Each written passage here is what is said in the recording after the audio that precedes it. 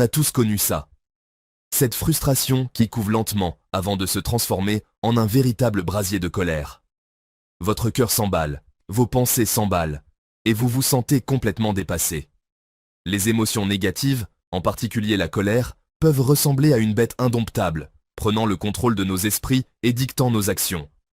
Mais, et si nous pouvions apprendre à gérer ces émotions en seulement 10 minutes? Et si nous pouvions trouver notre centre et naviguer ces moments difficiles avec grâce et sang-froid?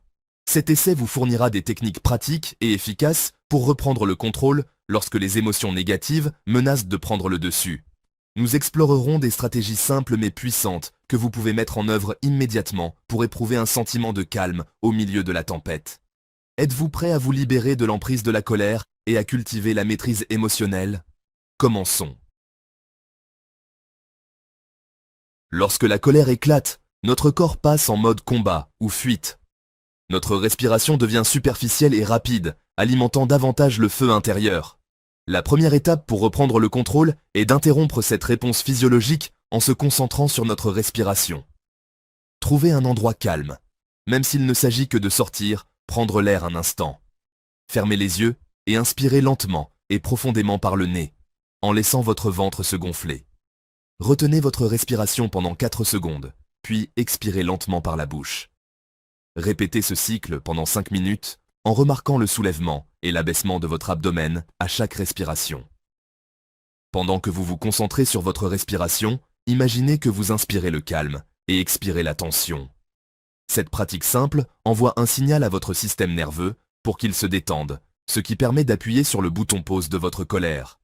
Pratiquez cette technique de respiration régulièrement et pas seulement lorsque vous vous sentez dépassé. Cela permettra à votre corps d'apprendre à mieux réagir au stress, ce qui vous permettra de gérer plus facilement vos émotions dans le feu de l'action.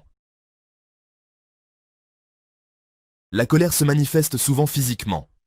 Poings serrés, épaules tendues, cœur qui bat la chamade, autant de signes que la colère s'est emparée de vous. En prenant conscience de ces sensations physiques, nous pouvons commencer à nous libérer de leur emprise. Après votre exercice de respiration initial, portez votre attention sur votre corps. En commençant par vos orteils, scannez mentalement votre corps, en remarquant les zones de tension, de crispation ou d'inconfort. N'essayez pas de changer quoi que ce soit, observez simplement. Au fur et à mesure que vous scannez, imaginez votre respiration circuler vers ces zones, les adoucissant et les libérant de la tension. Cette pratique contribue non seulement à soulager les tensions physiques, mais vous ramène également au moment présent, en déplaçant votre attention des pensées et des émotions qui alimentent votre colère. Poursuivez ce scan corporel pendant 5 minutes en cultivant un sentiment de conscience et d'ancrage. Parfois, le simple fait de reconnaître et de nommer nos émotions peut diminuer leur pouvoir. Au lieu de supprimer ou de nier votre colère, donnez-lui un nom. Dites-vous « Je suis en colère en ce moment ». Ce simple acte d'étiquetage crée un espace entre vous et l'émotion, vous permettant de l'observer sans être complètement consumé par elle. Voyez cela comme le fait d'apprivoiser un animal sauvage. En lui donnant un nom, vous reconnaissez sa présence et commencez à établir un sentiment de contrôle. Au fur et à mesure que vous vous sentez plus à l'aise pour nommer vos émotions, essayez d'identifier les déclencheurs spécifiques qui provoquent ces sentiments. Cette prise de conscience est essentielle pour développer des stratégies d'adaptation efficaces et prévenir de futures explosions.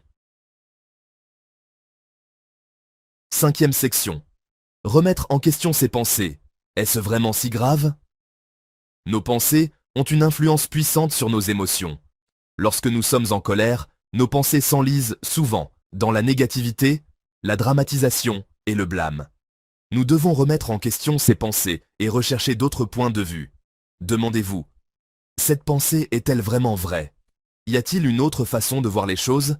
Souvent, nous découvrons que nos interprétations initiales sont exagérées ou fondées sur des suppositions.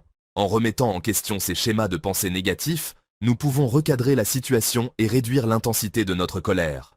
N'oubliez pas que nos pensées ne sont pas des faits. Nous avons le pouvoir de choisir la façon dont nous interprétons les événements et réagissons à ceux-ci.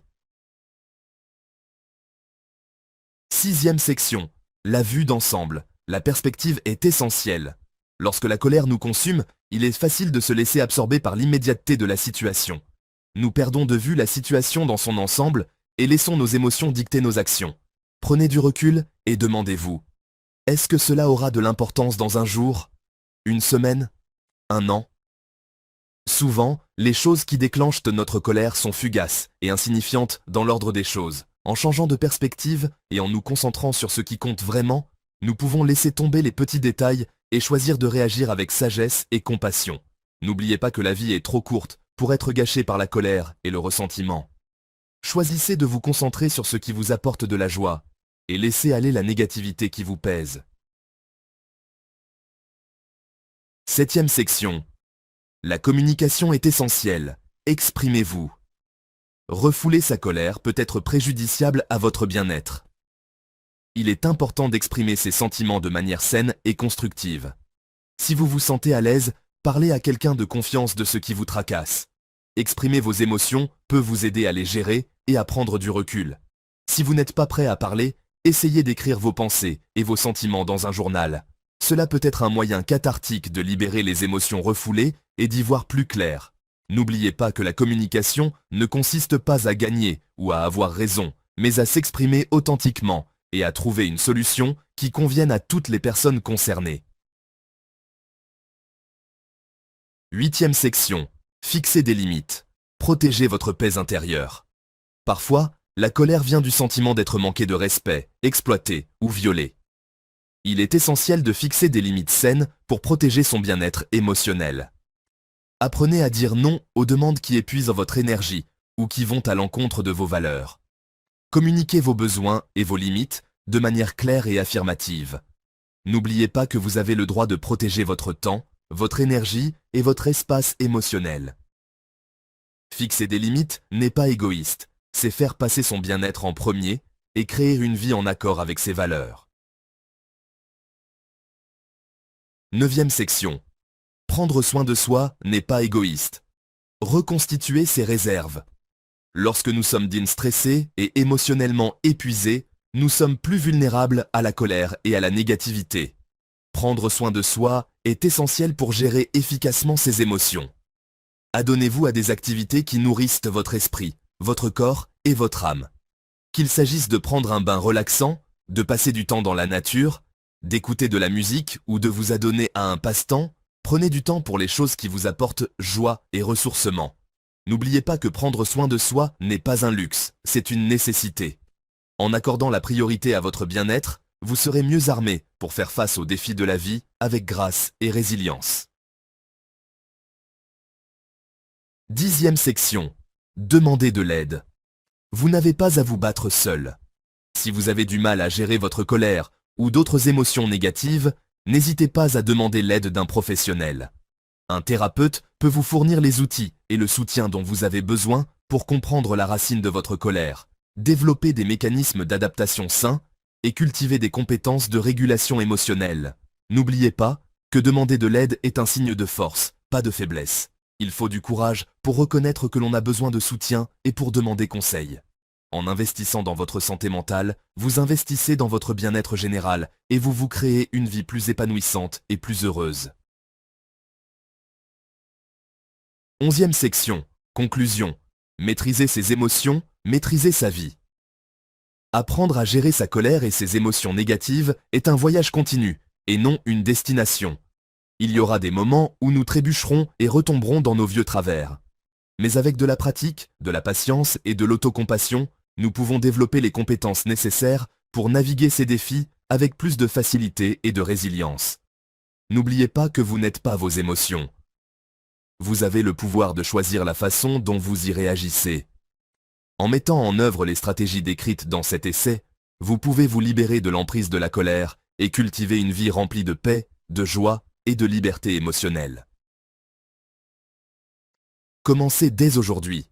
Prenez une grande inspiration, remettez vos pensées en question et choisissez de réagir avec sagesse et compassion. Vous avez le pouvoir en vous de maîtriser vos émotions et de créer la vie que vous aimez. Gérer sa colère. Un voyage. Pratique, patience et autocompassion. Résilience. Vous n'êtes pas vos émotions. Choisir sa réaction. Libérez-vous de la colère, cultivez la paix, la joie et la liberté émotionnelle. Commencez aujourd'hui. Respirez. Remettez en question sagesse et compassion. Maîtrisez vos émotions, créez la vie que vous aimez.